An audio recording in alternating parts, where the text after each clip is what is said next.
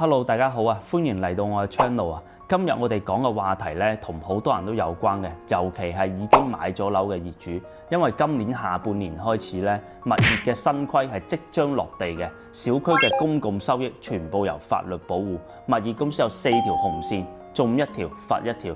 咁當然係越早維權越好，因為呢嘢拖得越耐係會越難處理嘅。咁以前要將物業公司食落肚嗰啲全部嘔翻出嚟都係 OK 嘅。由而家開始，小區係會由我哋業主話事。咁物業公司如果唔聽點算？視頻裏邊有4個實用又有效嘅維權辦法，江湖規矩，覺得有用嘅話點個 like 先。首先，我哋先講下物業呢30年嘅物業公司嘅變化。最早嗰陣係由1990年到2010年呢20年時間咧，全部基本上都係由發展商去指定物業公司嘅。咁呢個時候物業係非常之強勢，業主就比較弱勢，公共嘅收益咧係完全唔透明嘅，業主想查都唔知去邊度查，唔知揾邊個查。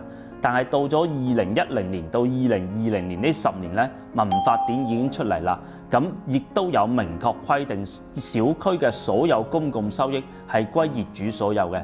但係一到執行好難，維權好難，打官司又未必贏，咁你想攞翻啲錢咧，簡直係難上加難啊！咁最犀利嘅，依家開始政府係最會將物業管理公司直接變成物業服務公司，所有小區嘅公共收益全部納入到刑法保護。由以前嘅物業管理業主，依家反轉啦，係由業主去監督物業。咁嗱，呢個先係重點啦。所有嘅電梯廣告、公共車位、快遞櫃、信號基站、外牆廣告呢啲租金收益咧，扣除一定嘅合理成本之後，賺到嘅每一分每一毫都係要俾翻業主所有嘅。咁物業公司如果夠膽穿櫃桶底，超過3個月唔還嘅，即刻可以報案；如果超過6個月嘅，係已構成犯罪嘅。侵佔嘅金額超過一定以上咧，係有機會判處有監禁嘅。以前想落格嘅物業公司做假帳，業主完全係冇晒符嘅。而家只要金額達到一定標準，你直接報警，幕後嘅黑手一定係要付出代價嘅。好多異地註冊嘅物業公司咧，依家已經係紛紛退出咗當地嘅小區項目啦，就係怕俾人追責。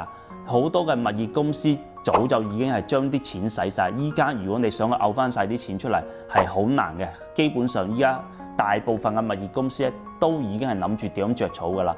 咁而且仲有4條紅線，其中中一條就一定係被罰嘅。第一條，前期嘅物業有冇公開招標？如果冇嘅話，合同係直接會被判無效嘅。上海就有真實案例，發展商私自去指定物業公司，冇走嘅正規嘅招標流程，法院直接判合同作廢，物業退翻78萬俾所有業主，所有公共收益咧都係要俾翻晒啲業主嘅。咁第二條，物業公司將所有嘅服務轉包外包出去，都屬於違法行為。民法典都有明確規定嘅。山東就有案例啦，有間物業公司咧係將保安、清潔同埋綠化呢啲係外包俾第三方嘅公司，最後係會俾法院判退翻23萬嘅物業費俾所有業主，而且轉包獲利嘅所有收益都劃入到小區嘅維修基金嘅。第三個就係冇公開公共收益帳目嘅業主可以投訴，可以起訴。浙江就有小區3年冇公開過任何嘅帳目，咁業主起訴之後，政府強制審計，一次性查出隱藏收益126萬，最後連本帶利嘔翻晒出嚟。最後一條，業主物業欺壓業主嘅，阻止業主委員會成立嘅，直接可以追究刑事責任。內蒙古就有物業公司揾人去恐嚇業主，破壞業主委員會選舉，最後呢5個人全部俾人刑拘，物業公司即時清退出小區嘅。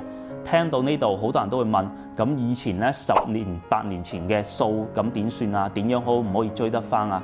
咁我呢度可以話俾你知，完全冇問題。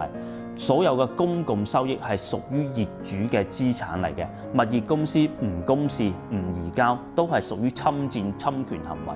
廣州就有小區有成功案例，10年前嘅公共收益連本帶利81萬，係全數追翻俾呢啲業主嘅。